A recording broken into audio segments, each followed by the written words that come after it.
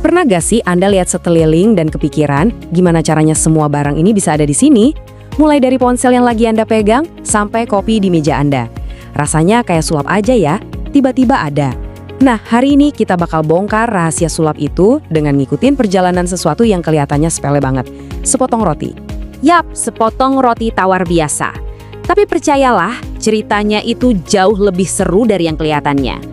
Ini adalah kisah tentang sebuah sistem raksasa yang terus bergerak di belakang layar, tanpa kita sadari. Oke, yuk kita mulai petualangannya. Jadi, perjalanan roti kita ini, dan sebenarnya hampir semua barang lain juga, selalu melewati 3 babak utama. Pertama, barangnya harus dibuat. Kedua, barangnya harus bisa sampai ke tangan kita. Dan ketiga, kita yang memutuskan untuk membelinya. 3 kegiatan inilah produksi, distribusi, dan konsumsi yang akan kita bedah satu persatu. Kita mulai dari yang paling awal, babak pertama. Jelas banget kan? Sebelum kita bisa beli, pegang, atau pakai apapun, harus ada seseorang di suatu tempat yang membuatnya terlebih dahulu. Nah, inilah tahap yang kita sebut produksi. Intinya, produksi itu ya proses mengubah bahan-bahan mentah jadi sesuatu yang berguna buat kita. Dan orang atau perusahaan yang melakukannya kita sebut produsen. Dalam cerita roti kita ini, produsennya adalah si pabrik roti. Merekalah pahlawan pertama dalam kisah ini.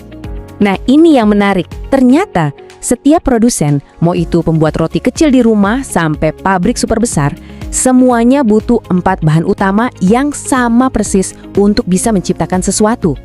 Apa aja tuh 4 hal itu? Anggap aja ini kayak resep rahasia. Pertama, ada sumber daya alam. Ini bahan-bahannya, tepung, air, garam. Lalu ada tenaga kerja, ini si juru masaknya. Ketiga, ada modal, ini alat-alatnya, oven, mixer, loyang. Dan yang terakhir, dan ini penting banget, ada keahlian. Ini ibarat bakat si koki yang bisa menyatukan semuanya jadi roti yang enak. Tanpa salah satu dari 4 ini, gak bakal ada roti yang jadi. Coba kita lihat lebih dekat faktor tenaga kerja tadi. Di dalam satu pabrik roti aja, ada macam-macam jenis pekerjaan loh. Ada akuntan yang ngurusin keuangan, dia butuh sekolah tinggi. Ada supir pengantar barang, dia butuh latihan dan pengalaman di jalan. Terus ada juga petugas kebersihan yang lebih mengandalkan kekuatan fisik. Semuanya punya peran, dan semuanya penting biar pabrik bisa jalan. Oke, rotinya udah mateng nih, aromanya udah kecium kemana-mana. Tapi, tunggu dulu, tugasnya belum selesai. Sekarang roti itu harus memulai perjalanannya dari pabrik sampai bisa ke tangan kita para pembeli. Yuk kita masuk ke babak kedua, distribusi.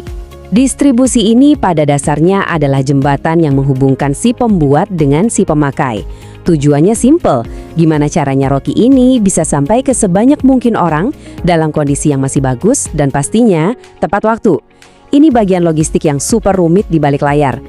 Nah, untuk perjalanan ini biasanya ada 2 jalur utama.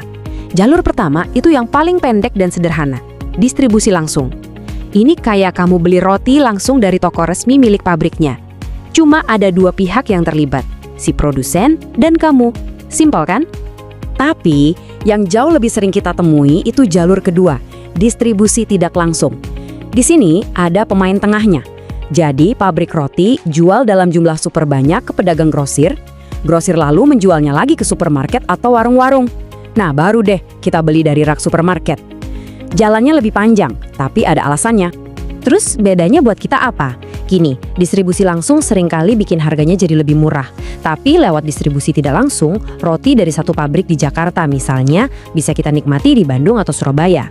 Jadi ini soal pilihan antara harga yang lebih murah versus jangkauan yang lebih luas dan kemudahan buat kita sebagai pembeli.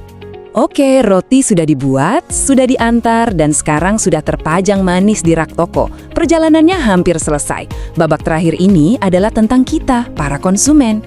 Kenapa kita memutuskan untuk mengambil roti yang itu, bukan yang lain, dan membawanya ke kasir? Selamat datang di tahap konsumsi. Konsumsi adalah tujuan akhir dari semua proses yang panjang tadi.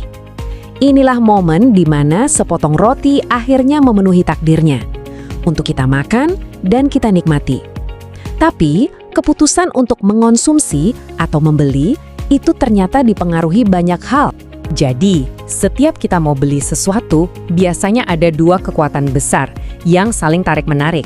Ada faktor internal yang datang dari dalam diri kita sendiri. Misalnya, berapa uang yang kita punya, kita lagi suka roti rasa apa, atau gaya hidup kita gimana.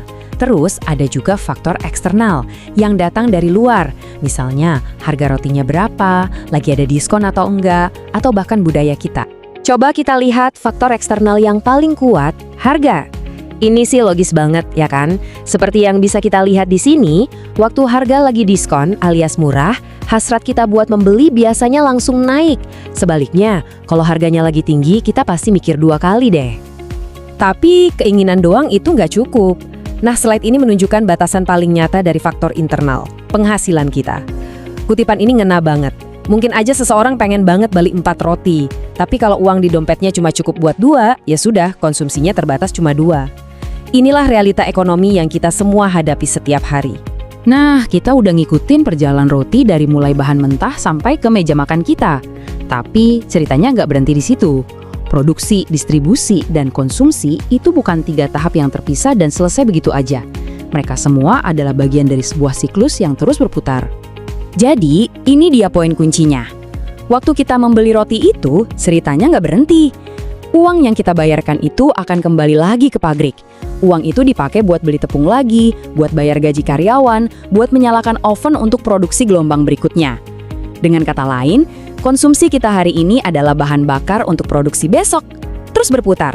Dan ya, begitulah cara ekonomi bekerja. Cerita sederhana tentang sepotong roti ini sebenarnya adalah gambaran kecil dari cara kerja seluruh ekonomi global kita. Sebuah tarian tanpa akhir antara membuat, mengirim, dan menggunakan.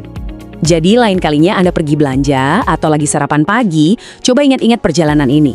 Anda itu bukan sekedar konsumen. Anda adalah bagian yang sangat penting dari sebuah siklus raksasa.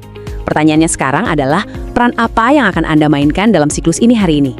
Coba deh, pikirkan.